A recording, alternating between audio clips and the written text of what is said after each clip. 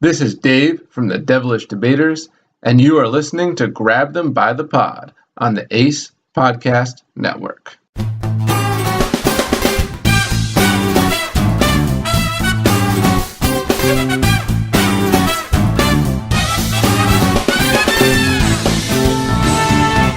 We are back here. I am Kevin, along with Jesse. This is Grab Them by the Pod, and we are ready to... Kevin, I have to interrupt here. Weren't we supposed to have a special podcast last Thursday? Wrong? Fake news. Fake news. Is this Kevin or is this the president? Well, it's Kevin, and we hate to disappoint. And you're right, Jesse. We did say that we were going to, but, much like the president, sometimes we feel if we just deny, then people will forget. Plus, we want to see, how much do you like us? You're going to stick with us if we make a promise and don't keep it. No, just kidding. Life gets in the way sometimes, like you said, and we figured you guys could hold on until today as we get this new podcast out. There is a lot to talk about today, and there's a lot of stuff we're not going to cover. Hillary made some remarks today. We're not going to get to that. John Ossoff is in a dead heat in the Georgia election. We're not going to get to that because there's so much to talk about. So I think we want to start off with what we promised to talk about last week, Trump's tax reform. I guess you call it his plan. It's interesting because they handed it out during a presser, and it was about 100 pages, double-spaced on one piece of paper. It looked like somebody just put it together on Microsoft Word before the meeting. Well, these are the types of things that the president prefers. He prefers short, bullet-pointed info that is done with graphs and charts, probably color-coded, as opposed to the more in-depth policy briefs that previous presidents might have used to get their information. Well, simple things for simple minds. It's easy for him to understand that way. There were no graphs or charts on it, so maybe it's not totally his plan. But we're going to go over it really quickly, just talk about a couple things. Stop me when you have some comments. I would not say it's at the same level of disaster as a healthcare bill is, but it's not good for the middle class and lower class, from what I can tell. So they want to reduce the number of tax brackets from 7 to 3, so it'll be 10%, 25%, and 35%. So yeah, the tax code will be simpler, but simpler isn't always better. When you look at some of the things in there for individuals, they're going to increase the standard deduction, but eliminate every itemized deduction other than homeownership and charitable giving. So first of all, increasing the standard deduction, it's a good thing, more money in the pockets for all of us, but it may be offset by some of the other problems in this legislation. Most of us don't give enough to charity, I would imagine, for it to really, really matter. Not that I don't want to, I just don't make that much money. And they're getting rid of things like state and local tax deductions. That's going to hurt a lot of people, especially people in blue states, especially people in Connecticut where we live. It's not going to be nice for us. All these things I usually take off of my tax will no longer be relevant. Well, and Jesse, the points you just made show how this tax plan is, as most of us probably predicted, skewed towards the rich. The idea of eliminating some of the deductions that the average American taxpayer would be able to use, and then increasing the amount of deductions able to be done for charitable giving. Well, who gives to charity, as you said, right? Who's able to give that much money to charity in order to write it off in their taxes? And that would be the wealthy. It's a write-off. It's a write-off. No big deal.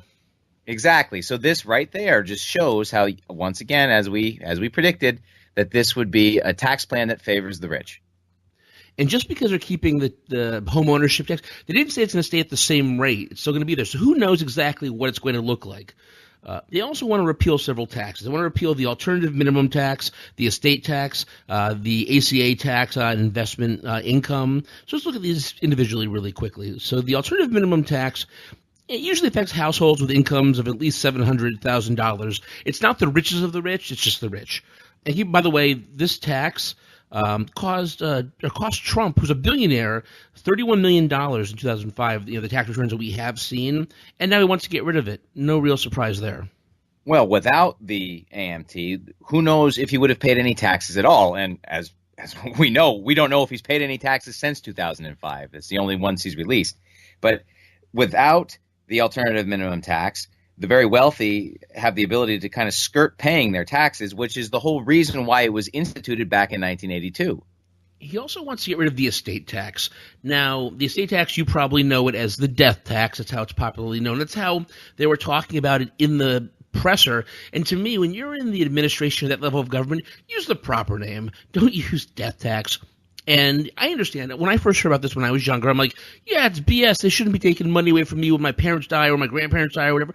But unless you're making like $5.5 million or so, it's not going to affect you. So it only affects a minority of people. And again, the people who can afford to lose that money. I understand if they were upset, but you can't say we're getting rid of the estate tax and it's good for you. No, it's good for the Trump children. Right. And the idea of taxing the wealthy, I know we could argue this for days, and there's people that potentially listen to us that would disagree. But the wealthy have the ability to pay and not affect their standard of living. To put the burden of taxes on the middle class, on the average American, it's going to impact their ability to get by. So if the tax burden must be given somewhere, where better than to those who can most absorb the hit? And Kevin, we actually don't always see eye to eye on this. We've argued in the past on exactly how much the rich should pay, but they should pay. They shouldn't be getting a lot of tax breaks.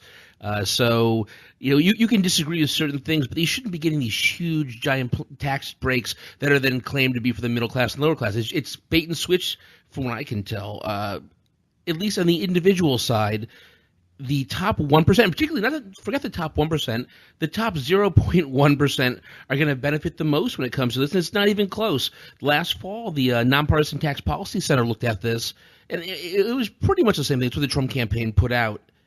And the plan would cut taxes by $6 trillion over 10 years, with almost half of that going to the top 1%. So when you're cutting taxes and $3 trillion are going to the 1%, that's not a tax cut for the middle class. It's a tax cut with very obvious reasons for the rich folk.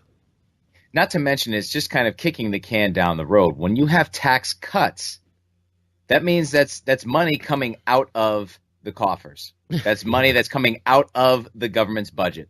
That has to be made up somewhere, or we go into deficit, which we know that our deficit is already tremendous.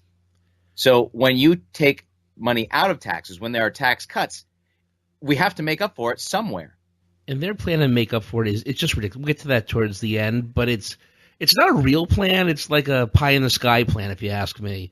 When it comes to the business side of these things, so they want to reduce the corporate tax rate from 35% to 15%. And how is he going to pay for that? Well, unspecified cuts to special interests and a one-time tax on trillions of dollars held overseas. Like, it's not like, we're going to cut this. It's like, oh, yeah, we're going to make a cut here. We're going to tax here. That's not an answer. That's very vague. And when it comes to this much money being thrown around, you don't want vague answers. You want firm answers. Well, when have we known Donald Trump to be specific? No, it's going to be terrific. It's going to be wonderful. We have a plan. We just can't tell you about it. That's the story of Trump's life, at least as president. So most companies right now pay about 19% due to deductions, loopholes, all these kind of things. So it's going to be even cheaper for them now. And cutting the tax rate isn't necessarily a bad thing. Obama wanted to cut it to about 28% when he was president. Just didn't happen. But these taxes are really only paid by the very wealthy. A cut this big will save these companies, these corporations, $2 trillion over the next decade. And lower taxes are good. I'm not going to complain that. But again, as you said, it's only good if we can make it up elsewhere, and we don't feel like we can. This vague plan to rely on growth. The growth is going to pay for it. That's what Steve Mnuchin was saying. It's. I don't feel comfortable making these big of cuts without knowing exactly where this is coming from. And that's code language for trickle-down economics, right? That as the economy grows, as you put more money back into the wealthy, these corporate types, the business owners, you put money back into their pockets, they will grow their industries, and eventually the money will trickle down to you. But that hasn't worked. We haven't seen that. The deficit we have now is created by the Reagan administration because of their. You can love Reagan or hate him. Yeah, I'm sorry, I didn't mean to interrupt you, Kevin. But you can love Reagan or hate Reagan, but you can't say that trickle-down economics works. It's been long enough that we can see it. It just caused a bigger problem. So small business owners are going to get a tax break, too. They're going to go down to 15% as well. And they're trying to sell this as we're going to help the mom-and-pop stores out there. We want to make sure they have a say in things. But that's not necessarily who's going to get helped. Not only are the mom-and-pop stores going to be helped, organizations, small businesses like, say, the Trump Organization are also going to be helped because the Trump Organization isn't a giant corporation or the way it's structured. They do this on purpose. They're pass-through entities with a separate tax system. It's a mess, and again, it's just another loophole that they're going to be using to save more and more money. Right, and any American who paid attention to the way that these corporate types structure their companies so as to get around the tax codes. If anyone paid attention to how Donald Trump's company was set up before the election, they would have known that he was not out to support the small business owner. Everything he sold, the bill of goods he sold to get elected about how he was going to cut taxes and help the small business owners, the mom and pop stores, that's malarkey. His own companies prove otherwise. If you look at the fine print, you see that they are structured so that they can avoid paying taxes. That's who he's in it for. I used to say, good for them. If they can figure out loopholes and get around it, more power to them. I don't necessarily feel that way anymore. But regardless of how I feel, don't put this in your tax plan and tout it as like a good thing for the lower class. Again, it's just you're helping people like Trump and his ilk get richer and richer and richer while nothing happens to us. And of course, he wants to get rid of the ACA's 3.8 surtax on investment income for the wealthy, and that's flat out just getting rid of taxes on rich people. God, I feel like I should be like a socialist somewhere, just saying these rich people are making too much money. I never talked about this before. It's scaring me. You're taking a page out of my book. I don't know what's going on here. This proposal is going to increase the deficit by $10 trillion over the next decade. Treasury Secretary Steven Mnuchin said he can't guarantee the middle class won't pay more money under this plan once it's done until he sees it on the president's desk. So he's saying, maybe the middle class pays more. We don't want it to happen. We're going to fight for it not to happen, but I won't guarantee that it won't happen. So, what's going to happen is we're going to end up paying more money. He'll say, sorry, we tried. My bad. All I can say is that whenever there are tax cuts, I will just bring us back about 15 years or so to George W. Bush administration. Tax cuts raise the federal deficit. End of story. It's wonderful in the moment when you don't think ahead, and then you're screwed if you don't have a plan to pay for it. As this came out, it became more and more obvious that there is no real plan. There's no legislation out there. There's no full document out there. It's a bunch of ideas smushed together, and then they're going to figure out how to – it's like having the goal in mind and then figuring out how to get to that goal rather than creating something to get there to begin with. It's working from the end backwards, and it's just not going to work. What are we to do? What are we going to do? What are we going to do? We're going to talk more about health care legislation. Is this health care reform dead or alive? It's like a zombie. It was dead, now it's back, but it's really The Walking Dead. It's not going to go anywhere. When you thought it was safe to go back into health care, when you thought it was safe that you could move on and not worry about this, no, boom, they're trying to get rid of the ACA again. This is just an updated, worse version, actually. We talked about it a few weeks ago, of the American Health Care Act. The Freedom Caucus got what they wanted, which again ticked off the people who are moderates or in purple districts. And as of now, it's changing by the moment, but as of recording this, I believe there are 21 Republicans against it and something like 20 or so Republicans who are quote-unquote undecided. But I look at that as when I put maybe to an event on Facebook, I really don't want to go, but I just don't want to say no until I just don't show up. So I think you only need basically two people to say no, and it's over. It's a mess. Well, the fact of the matter is they need 216 votes. The Republicans need 216 votes. And according to a CNN interview with Paul Ryan earlier today, he implied that the votes are simply not there yet. So until they have the votes, it's not wise for them to call a vote, as we saw, a few weeks back when this failed. And we've said this before, and I'll say it again. They're saying that it's this week or never. If it doesn't happen in the next couple of days, they're screwed. Did you by any chance see the Jimmy Kimmel monologue from last night? I did after the fact. I started to see some articles about it this afternoon, went back and watched a clip of it, and, it was very emotional. Yeah, I was sitting there crying at 1 a.m. yesterday. So Jimmy Kimmel had his wife had a baby last Monday, and it was born with a heart defect. And they had to have immediate surgery and get it fixed. And one of the things that Jimmy Kimmel really pushed, that heart defect was a pre-existing condition. And things like that happen. And if you don't have the money that Jimmy Kimmel has, or you don't have good insurance, or you don't have the opportunities, you may have to choose between your child living and dying because the healthcare system is bad and you can't afford to save their life.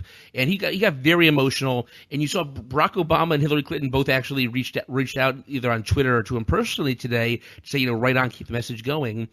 And this is something you could see in his face how real this was. And maybe it takes a celebrity to actually have to deal with this kind of stuff to show them how important our healthcare is, and that you can't gut what's there now and bring it with an inferior product, because people who aren't Jimmy Kimmel are going to end up paying the ultimate price. Right. And as you mentioned, this is what the big fight over this version of the bill is about. It's about the pre-existing conditions. And there's a disconnect between what's going on in the House and the Oval Office, because in an interview this week, the president seemed to think that pre-existing conditions were going to be covered in this bill. But in actuality, the bill that is out there now does allow insurers to charge people with things like cancer, diabetes, or other pre-existing conditions, heart conditions like Jimmy Kimmel's son. It allows them to charge higher rates if they allow for their continuous coverage to lapse. So the president wasn't even aware that this, in fact, is in the bill. If pre-existing conditions are covered, wink, wink, wink. Not really. You know, that's how they get around it. They say, yeah, they are, but it's so easy for them, like you said, for them to charge people more money. It's ridiculous. I can't see this passing, but stranger things have happened. We have 3 days left in this week. Who the hell knows what's going to go on? We'll keep an eye on it. One of the things that Congress did something right. I can't believe it. Congress finally agreed on a spending bill to avert a government shutdown. Clap, clap, clap. Good for you guys. The agreement was a $1.1 trillion spending bill, and it'll avoid things shutting down to September. And it's funny that it's still September because Trump actually advocated for a shutdown today. He tweeted out and said, the reason for the plan negotiated between the Republicans and Democrats is that we need 60 votes in the Senate, which are not there. We either elect more Republican senators in 2018 or change the rules now to 51%. Our country needs a good quote-unquote shutdown in September to fix this mess. So first of all, he wants to move it to 51 senators instead of the 60 senators, which Mitch McConnell actually came out and said there's bipartisan support against that. That's not going to happen.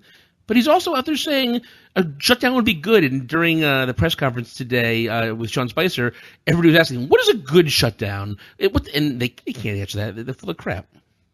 This coming from the president of the United States is unheard of, and it's unconscionable. And especially considering that according to a poll conducted by CNN and ORC back in March, 72% of Americans want Donald Trump to reach bipartisan compromises rather than try to pass laws that he thinks are right without Democrats, without crossing party lines. And even included in this, 57% of Republicans say that Donald Trump should try to reach compromise. So the idea that he would be championing a shutdown to prove a political point, that's terribly wrong. And it's funny to point out what you said. Yeah, they want people to have bipartisan work ethics, come together, make sure this gets done, working together, Republicans and Democrats. Today, during Sean Spicer's presser, they had the White House budget director. He came out. Mick Mulvaney, I believe his name is. He acted a little aggressive, I will say. He claimed angrily that the White House, they won, the Democrats lost, even though what we'll talk about in a second is the reverse. That's not what happened. It was akin to Sean Spicer coming out and saying that the crowd at the inauguration was the biggest period.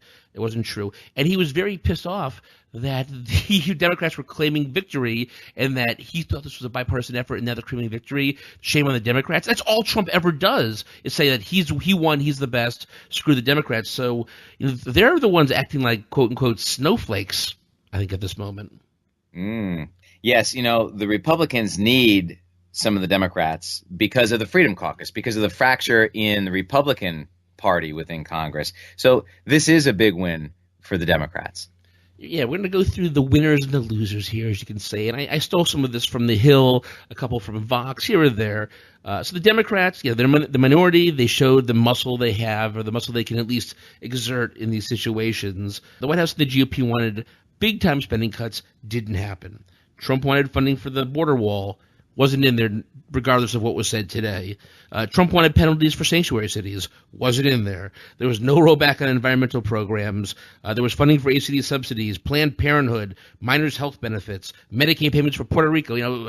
Trump basically said Puerto Rico dropped dead. We don't care about you guys. No, they're okay. So these are all wins that came out from the Democrats, which, again, I want to applaud them. These are all good things. It doesn't matter whether you're on the right or the left. These are positive things that came out of this bill. Well, Trump can't complain too much because, as you said, the funding for the border wall wasn't there. However, an additional $1.5 billion was allocated for border security. So there's a step in the right direction for Donald Trump. But he did up the wall. Right. He did lose, in a sense, with the sanctuary cities. And also this week, a federal judge blocked his plan to withhold funding from those cities that do not cooperate with the feds on deportation. So, I guess, yeah, he did lose there.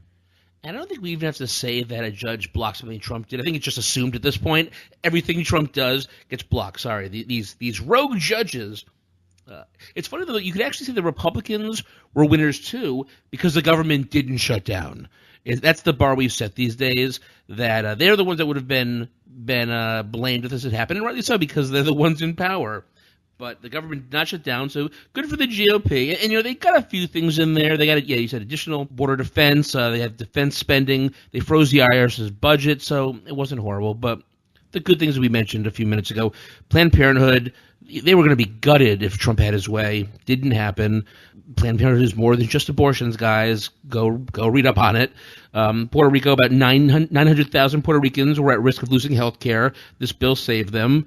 And again, remember, Puerto Ricans are American citizens. They're not. See, now, this shows the president's blatant lack of historical facts. Yeah. And we're going to talk a little bit more about this a little later on. But, the president should have a basic understanding of the history of the United States. Should.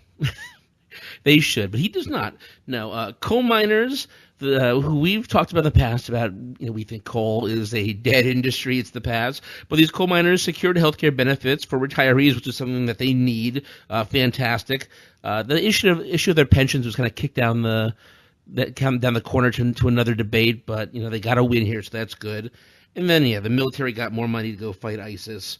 Although it's funny, a part of it is contingent upon Trump's outlining a strategy to defeat ISIS, which we'll see if that actually happens. I'm not holding my breath on that. And perhaps then, Congress is calling his bluff on that one a little. Come up with anything. At least show me this is X and these are the zeros, and the X's are going to go shoot the zeros. It's more than he has right now. Get John Madden with the telestrator, huh? Exactly. It's all about the X's and the O's. The NIH, they were going to be cut by Trump by $1.2 billion. Congress just as a whole ignored him on that one and gave them an increase of $2 billion. The EPA was cut by 1%, which is phenomenal because Trump wanted to cut them by 31%. So all in all, these things are all wins, and they show that Trump, who wouldn't shut up about a lot of these things, has no real power when it comes to this process. To go back to the National Institute for Health, according to Oklahoma Republican Representative Tom Cole, funding medical research is something that Republicans and Democrats easily agree on, from an NBC News interview. So perhaps a light at the end of the tunnel. Maybe there is some bipartisanship that will come out of this. I would love just to hear the reasons. Why would you not want to fund that? It's ridiculous. The losers are pretty obvious. Trump, the wall, the Freedom Caucus. Trump didn't get what he wanted. Regardless of what you see at press conferences or what Mick Mulvaney has to say, Trump did not get what he wanted. He is not the master negotiator. He got taken to school on this one. Wrong. I got everything I wanted. It was all in there. Oh, yeah. The wall will be standing tall by day's end. So, I guess we'll worry about this come August or September whenever this is due next, and we'll see if the president still goes out there and advocates for a good shutdown and all the people who have to go home and be furloughed because of that.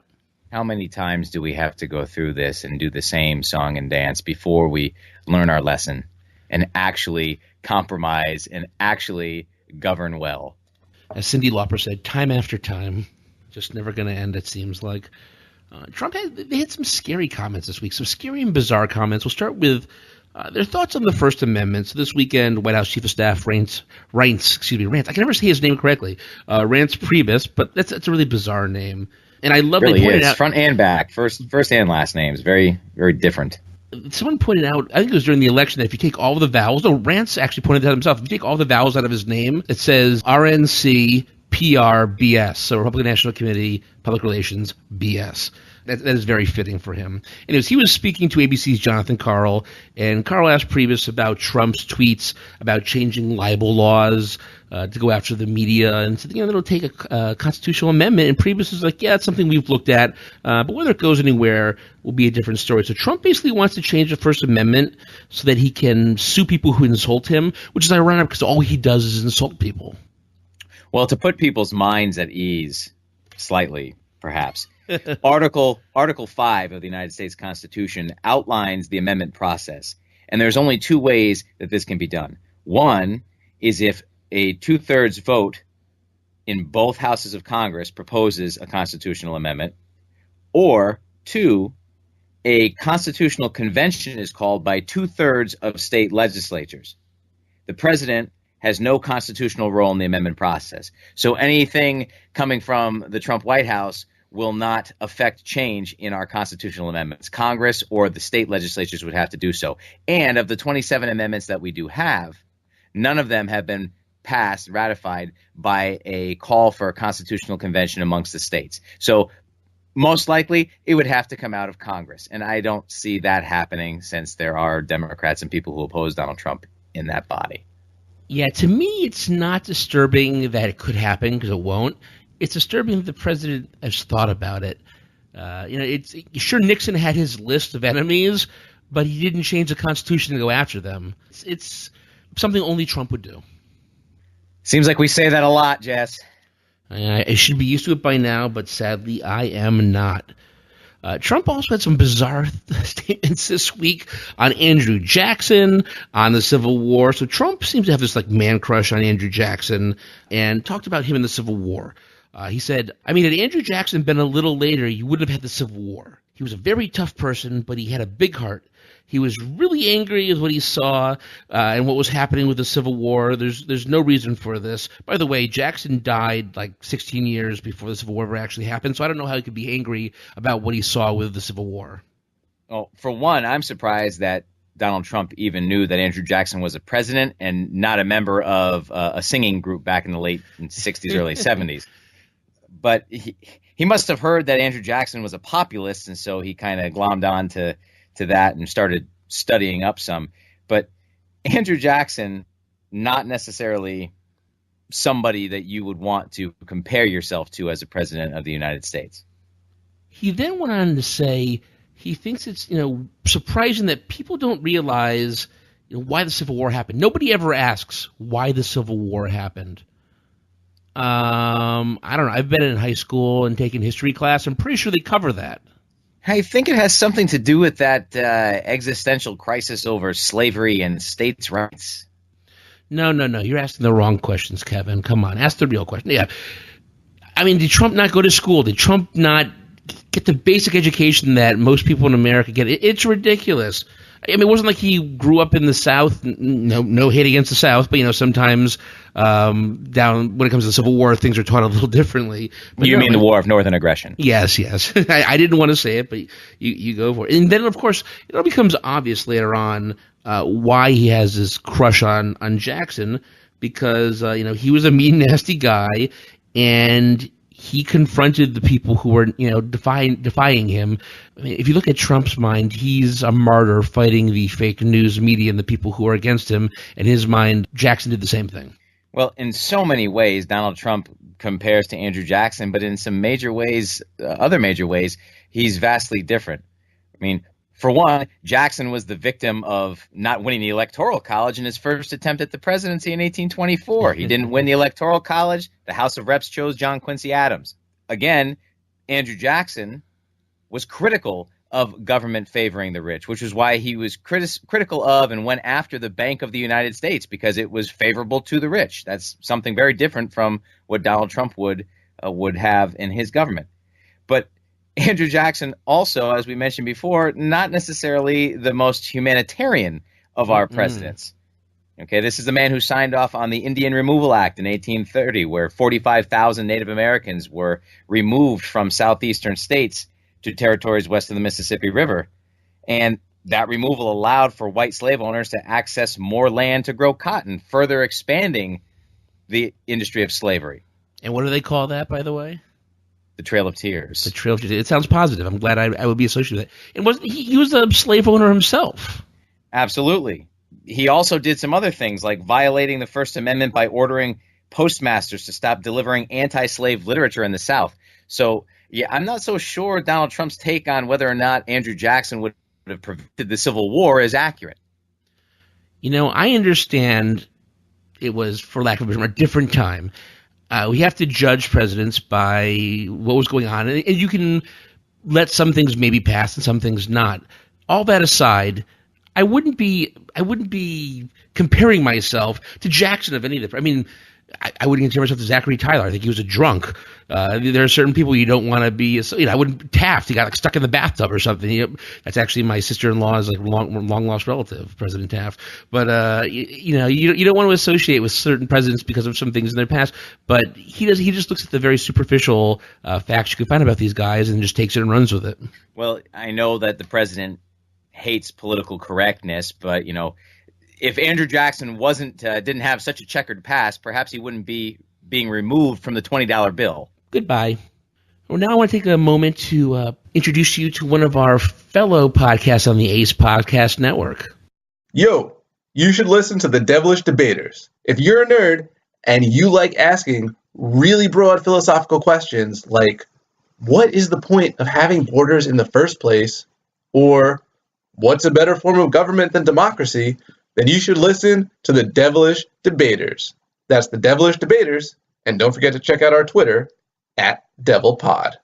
Finally today, I want to talk about another interview. Trump does all these interviews, and he's wacky every single time he does one. But this one, I think, takes the cake, at least for the last weekend. He spoke to ABC News' John Dickerson, and towards the end of it, Dickerson asked him about his relationship with President Obama. And Trump says, he was really nice to me at first, and then he wasn't, blah, blah, because of, the surveillance and all that stuff. And Dickerson's like, well, what do you mean by the surveillance? And Trump says, you can figure that out yourself. But Dickerson, didn't wake up yesterday. He wasn't born yesterday. And he was like, I don't want to be called fake news. Can you give me, from the President of the United States, what you mean? And in the end, when it comes to the surveillance, he asked Trump, can I hold you to your statements in the past on President Obama's surveillance? And Trump says, you can't hold me to anything, which is not what you want to hear a president saying. Absolutely not. You can't make this stuff up. It's like dealing with a child. And sadly, that child is our president. So if you can't hold a president to something, then what good is he? What people of Trump's stature usually say is, my word is my bond. That's all I have. But no, it's the reverse for our president. And then once Dickerson pushed him on this a little bit more, he was basically dismissed. Trump made a little hand motion, said, okay, that's enough, thank you, went and sat behind his desk, basically shut down the interview because he didn't want to answer this question. And I had to laugh at John Dickerson, kind of just had a goofy smile laugh on his face as he was leaving because he's like, he knows how ridiculous this is, and he knows that he got Trump and that Trump was too afraid to answer the question. What else? What other reaction could Dickerson have had? What can you do in that situation as a professional journalist but laugh at the fact that the president waved you off and went and sat behind his desk because he has no answer? Like many of us, it's like laughing so you don't cry. That's sad but true. Yeah. All right, we're at the time of the show where we go to Kevin's Corner. So, Kevin, take it away. Well, Jesse, we talked earlier that Reince Priebus commented on the Trump administration's inquiry into amending the First Amendment to the Constitution, and that's of grave concern. An assault on the First Amendment is a serious threat to the continuance of our democracy. The freedom of the press to question and criticize the leaders of our government is what sets the United States apart from the authoritarian regimes such as North Korea, Russia, Turkey even, where free speech has been denied. If we lose the First Amendment protections of the press, we lose the watchdog of our democracy and imperil the future of this great nation. And I feel more in peril every day that passes. Well, thank you, Kevin, for that, Kevin's Corner. Thank you for another wonderful show. Remember, everybody, you can go to our website at www.grabthembythepod.com. There you'll find all the links to our social media, to where you can listen to us. You can see our handsome faces on there.